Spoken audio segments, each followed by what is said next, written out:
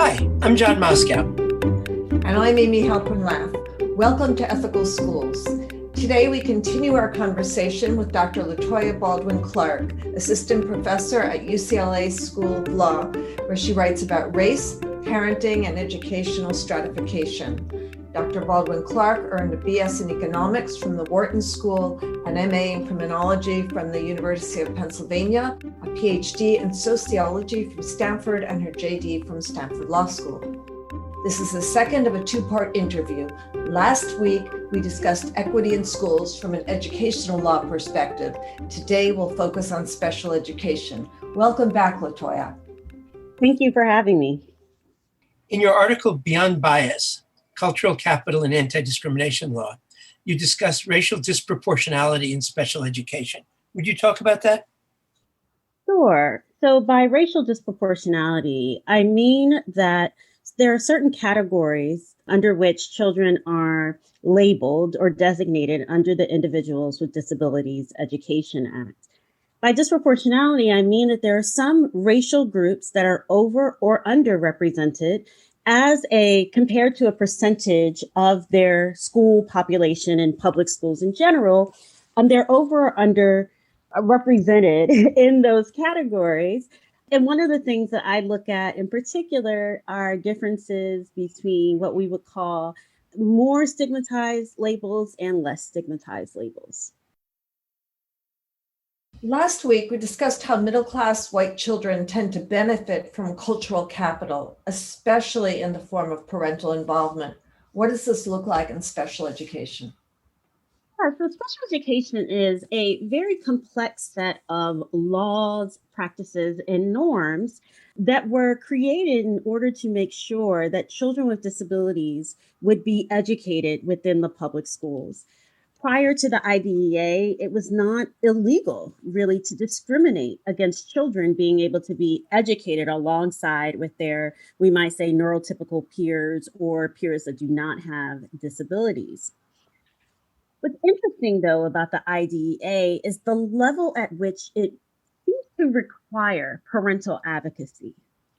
So every child should get under the IDEA a free, appropriate public education. If you are a child with a disability, that is what your entitlement is. However, actually getting to the substance of that entitlement requires parents to go through a litany of procedural hurdles in order to get to that final product. And what I show is that the act of advocating for your child itself requires a certain amount of cultural capital in order to be an effective advocate for that child. You can think of this as if you were a lawyer, and in order to be an effective advocate for your client, you need to know something. You need to know not just the law, but how do I use the law in ways that are going to be beneficial to my client? And that's exactly what has to happen in special education. There needs to be a good working knowledge of how the law works, not just what the law is, how it works in your school district, and what are the different behavioral strategies you need to use in order to achieve that free, appropriate public education to which your child is entitled. So, how do white middle-class parents acquire this cultural capital about using IDEA, the Individuals with Disabilities Education Act, strategically to secure resources for their children? So one thing to note about cultural capital is that it's also very much connected to economic capital, so people's income and their wealth, as well as their social capital. So the extent to which they are embedded in social networks that allow them to have access to resources that they don't have just on their own. Cultural capital is a part of that collection of different resources and capitals that parents need. So, how is it that white middle class parents come to have more of this cultural capital than, say, non white middle class parents, as well as working class and poor parents, probably of all races? Well, it's because of how white middle class parents are embedded in schools. So, white middle class parents, I don't know the last time any of you have been to a PTA meeting, but in my community, PTA meetings are full of white women, right? For a number of different reasons. Well, being a part of the PTA actually gets you a lot of resources. You know how the school works. You know who you have to talk to in order to get this, in order to get that. And those are the same types of processes that are happening for white middle class parents when it comes to special education. So, one is a working knowledge of the school, knowing who to go talk to, knowing who not to go talk to, and actually feeling comfortable and empowered to make those types of moves. The other thing is closely connected to social capital, which is that parents create these social networks where they share information.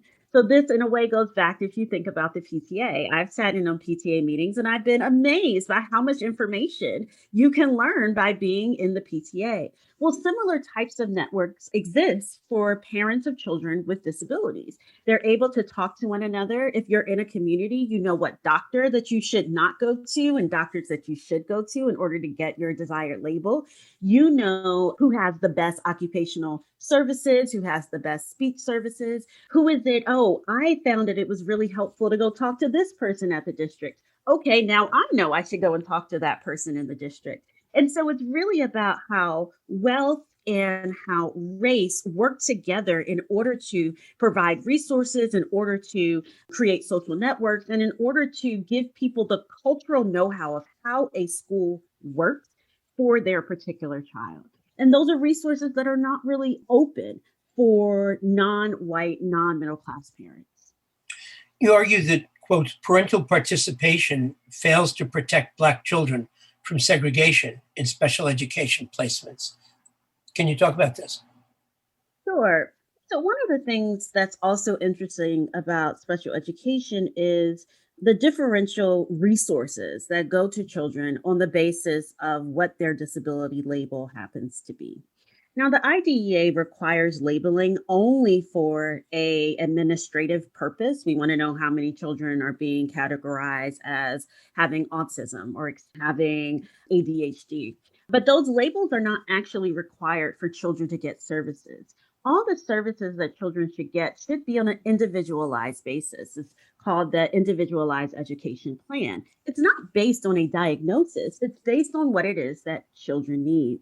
But in reality, those diagnoses are very much correlated with how much money and how many resources are available to parents. Now, one thing also to note about the IDEA is that these decisions on what resources should go towards any particular child should be done without thinking about cost. But of course, that doesn't work in public schools. There's nothing that happens in a public school that doesn't have cost associated with it in one way or another. And so what happens here is that even though these are supposed to be individualized plans that are made regardless of how much they cost, that's not how it works on the ground. Schools do have fixed amount of resources in order to provide for children with disabilities. And what ends up happening is that a parent who is better able to tell schools, this is the resource that I want. And again, they know this because of their economic capital, their social capital, and their cultural capital, are able to capture more of the pot of money, right? And so, what I say when I'm thinking about participation, I want to really kind of put out there that it's not just participation in this abstract sense. There's a certain type of participation that is required. And it is that type of participation that is usually not available, again, to non white, non middle class parents. So you say, following up on that, you say that the very process of mandated parental participation exacerbates and legitimizes the racial inequities that parental participation is meant to lessen. Please explain that. Sure. So this is a difference where lawyers would talk about the difference between procedural justice and substantive justice. So procedural justice means that as long as we go through the procedures, as long as we do all of the things that the law tells us to do, then we should get to the outcome. Generally, we believe that substantive justice will occur as long as you have procedural justice. And what I'm trying to show, and the IDEA is actually premised on exactly that idea. When the Supreme Court first looked at the IDEA as to what it gave children, it believes that as long as the procedural rules are followed, the procedural rules that Congress put out are followed for each child, then we will presume that that child has actually gotten the substance of what the law requires. And so it's in this way, though what I try to show is that procedure is not enough. The procedure is not actually getting every child what they need. The procedure is being manipulated. And when I say manipulated, let me be very clear that I do believe that parents are doing exactly what the law tells them to do and exactly what any of us would do for our child. So I'm not making a judgment on the white middle class parents who are using the procedure to their benefit. But more I'm saying is that the procedure alone, just knowing the law, knowing what papers to sign, knowing what day your IEP meeting is on, is not the same as getting you to substantive justice, even if you have nominal procedural justice. When I read this, it struck me because I've been involved in a number of IEP meetings and so on. Mhm. It struck me as just this really important point because what I hear you saying is that, for example, for Black low-income parents, parents who don't have the cultural capital, the social capital, that because the law is relying on parental participation to be the major or a major means of ensuring a good, fair outcome. Mhm. But if in fact the parent can't, it's one parent and 11 professionals, and they're all saying all these things, and the parent's Mhm. sitting there, and her or his child's life is at stake in many ways, Mhm. that if the parent can't use the system effectively, Mhm. but then when they walk out, everyone said, oh, okay, that was a very good IEP meeting. She Mhm. got to speak, blah, blah, blah, blah, blah. So you're saying that what this does is it actually gives a stamp of approval Mhm. and possibly even in the parent's mind, although, Mhm. that would vary from parent to parent, Mhm. but that what was meant to be a safeguard actually is a negative factor. Is that what you're saying? Yes, that is exactly what I'm saying. I think you made a very good point of thinking about, for example, what actually happens in an IEP meeting, right? So, what we want to happen in an IEP meeting is that we have everyone who has some stake in that child's life. The parent is very important, the general education teacher, the special education teacher, the person who gives services here, etc., and that those people all sit around a table together, equally respected for the things that they bring to the situation, and come up with a plan that works for everyone, and particularly that works for their child. But what we often see, John, is exactly what you showed, is that there will be a lone parent sitting in a room with 10 other professionals and experts. And that parent is made to feel as though, well, they don't know as much as all the rest of these people. Maybe that their input or what they want to say about their child, they can say it, it's available to be said, but it doesn't mean that it's actually going to be considered. Many times schools will come to IEP meetings with the IEP already written out. That's not a collaborative process. Where it's supposed to be a collaborative process. But like you said, John, what they'll come out of the meeting and say, well, they had a permission, they had a ability to speak. They were able to say what it is that they wanted to say. But that's not going to we might even think of that's not meaningful participation, right? That's just a basic amount of participation. And that's all the procedural rules actually require. They require a parent gets notice. They require a parent knows what's happening to their child beforehand. They require a parent to be present in the meetings. But there's not a lot of good things, I would say, in the IDEA that really talks about what that meaningful participation would look like. What is the racial breakdown of children being placed in more and less restrictive special education environments? Right. So, on a national level, one of the things, the specific categories I look at in the paper that John mentioned are the categories of autism compared to categories of intellectual disability and also emotional disturbance. And it's in a national level, we see vast differences. So white boys are much more likely to be characterized as living with autism, whereas Black boys are much more likely to be characterized as having an intellectual disability or an emotional disturbance. Well, the reason that that's really interesting is that if you look at the definitions that underlie those categories, you can see that they're very easily, you could put a child in one category or the other for very similar types of behaviors. And so the problem then that I see is that children with autism, again, on a national level, tend to get more resources than children who are being categorized as having an intellectual disability or having an emotional disturbance. And that's a problem. Again, going to the resource question that we were just talking about. And so, what does that mean? It means that on a national level, Black boys are less likely to get the resources that they need to be successful in school than are white boys who are being categorized with autism. And we can see, what is the impact of that?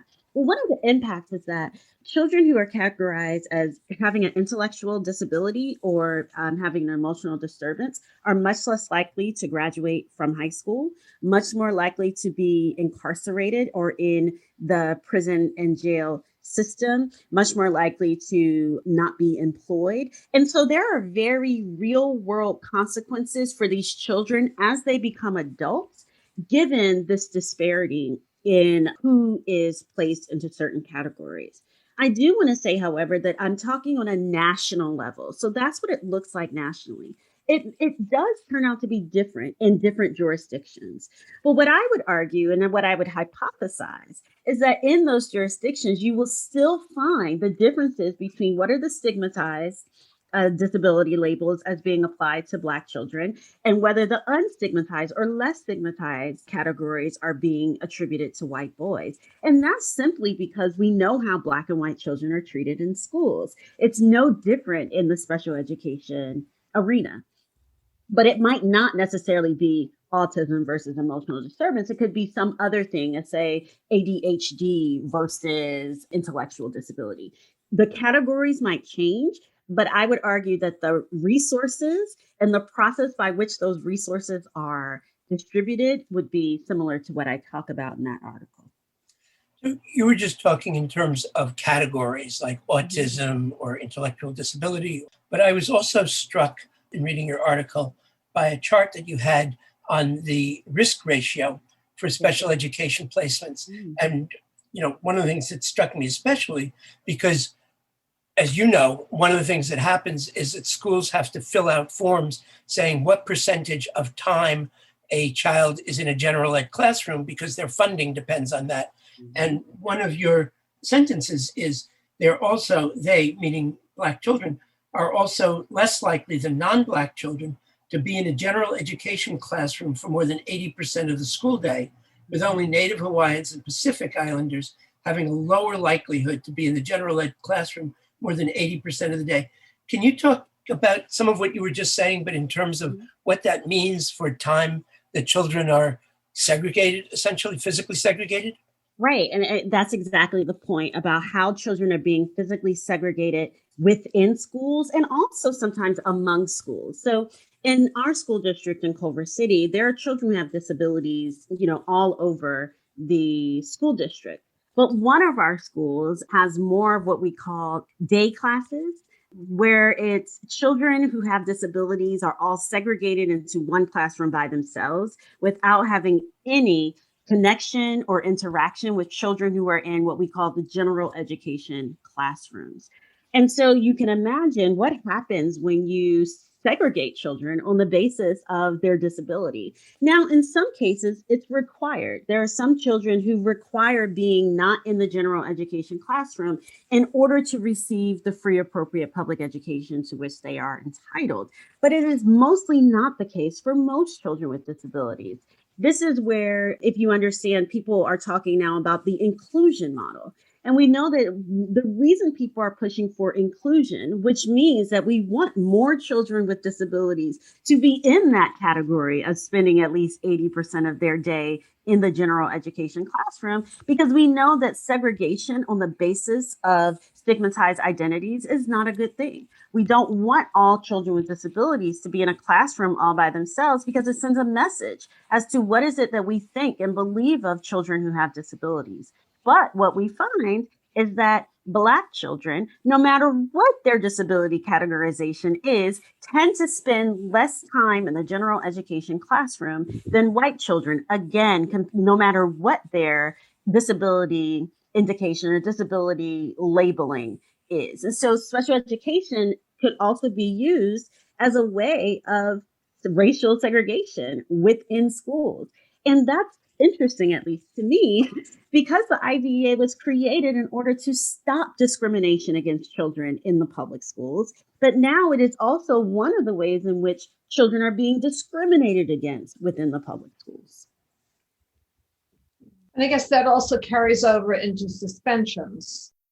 Yes, for sure. And one of the things you can imagine is that when children are labeled with having an emotional disturbance or intellectual disability, many times those children are thought to be uneducable, such that when they act out or they do things that are against the rules, they're going to be more likely to be suspended or expelled because of those behaviors.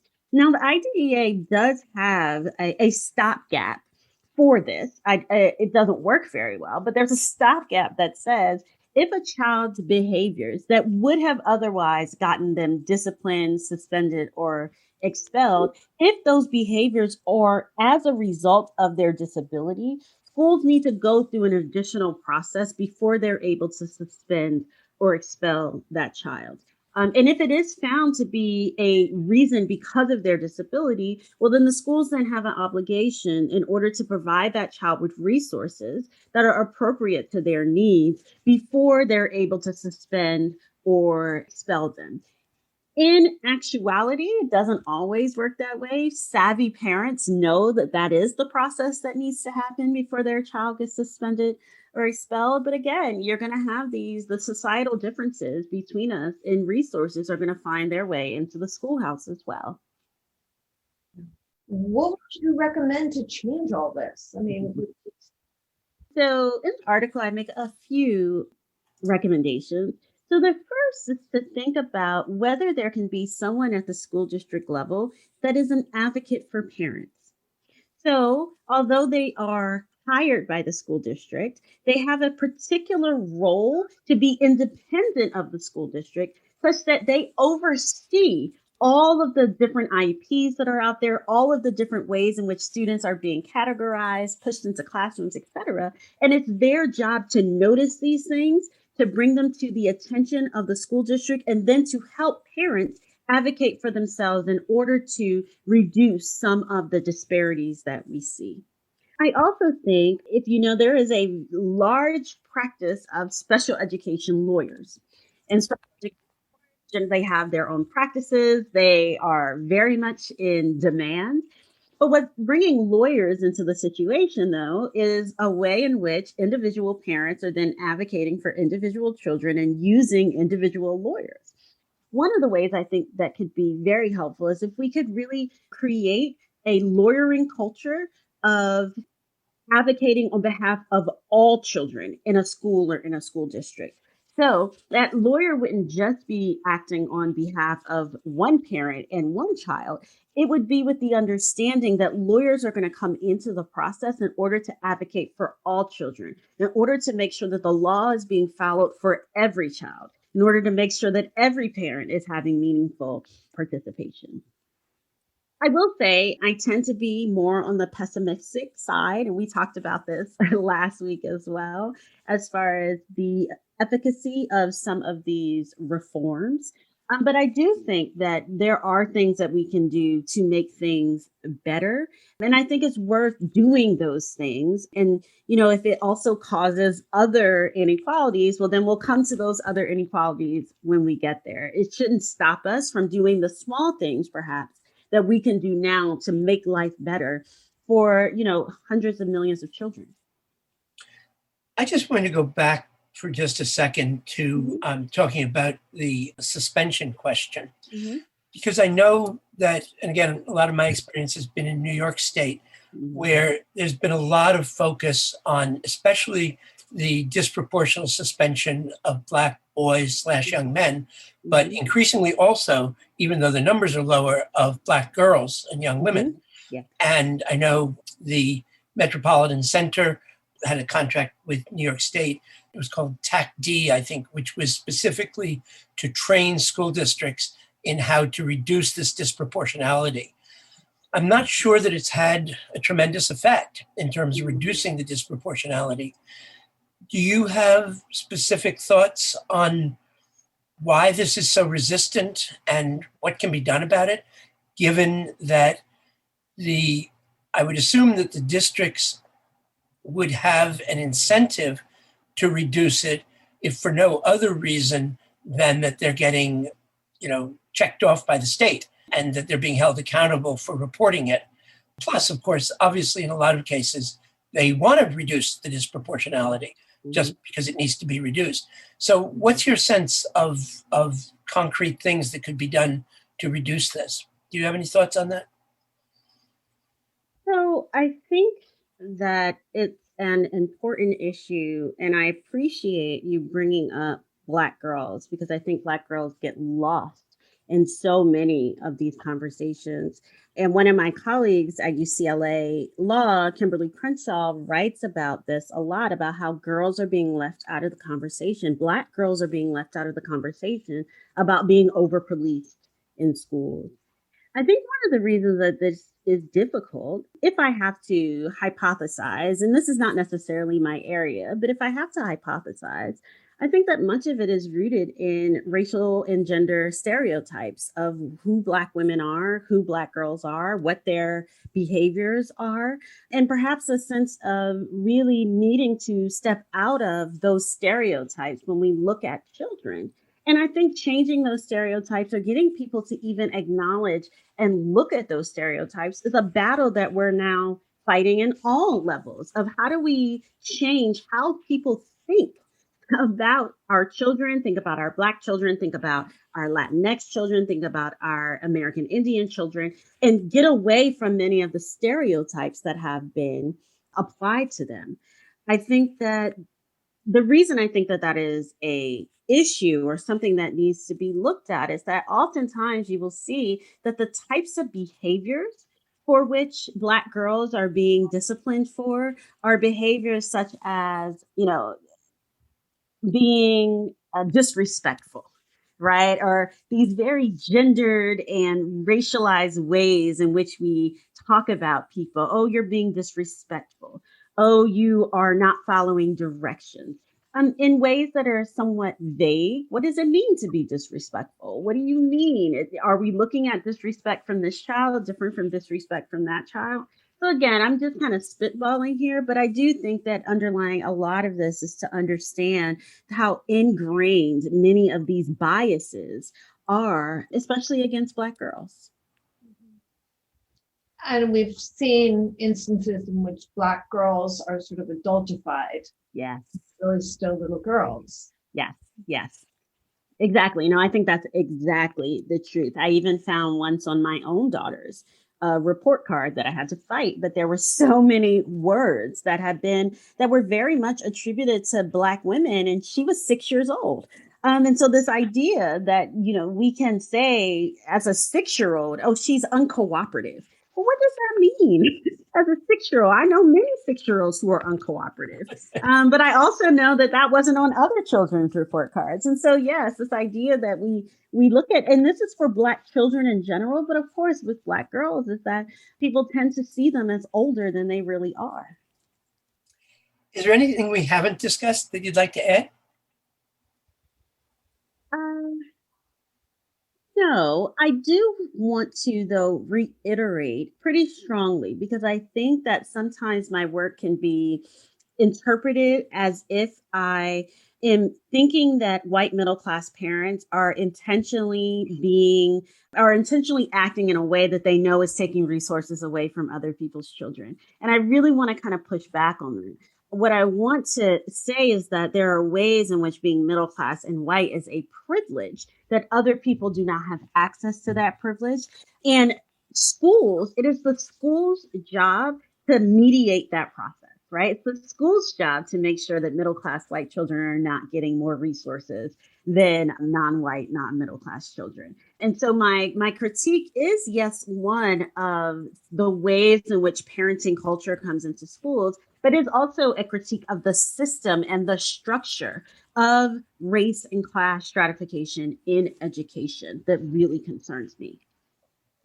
So teachers are often educated in cultural competence and now cultural humility.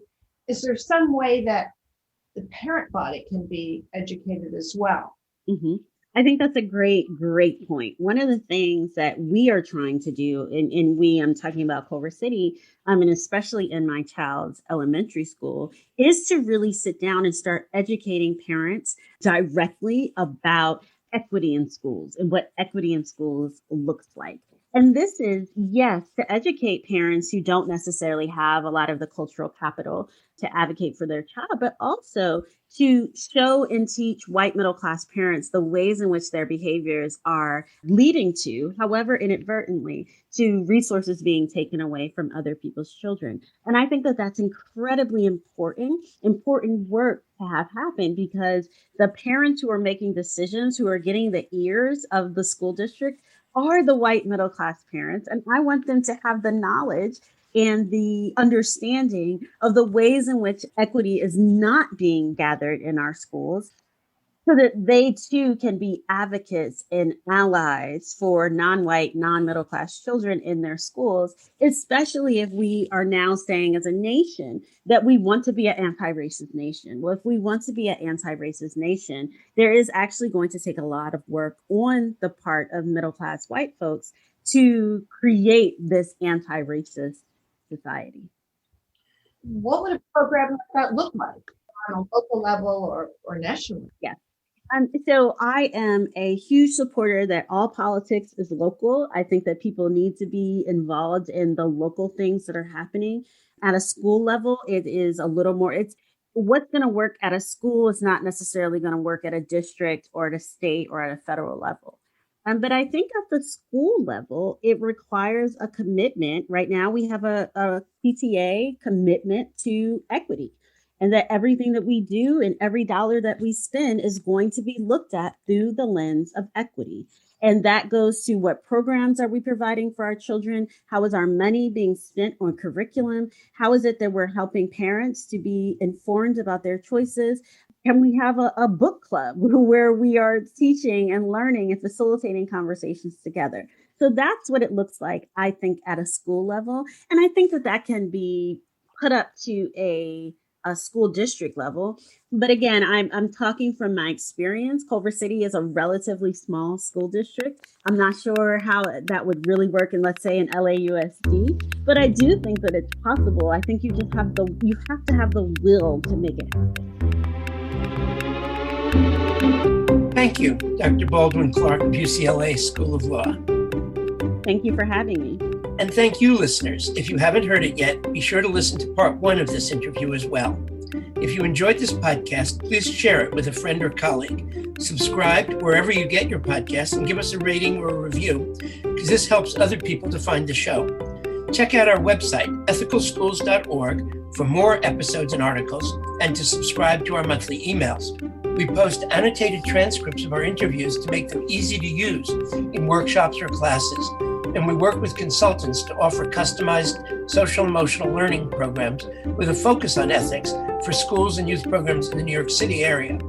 Contact us at hosts@ethicalschools.org.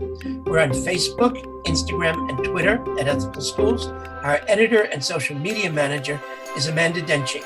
Until next week.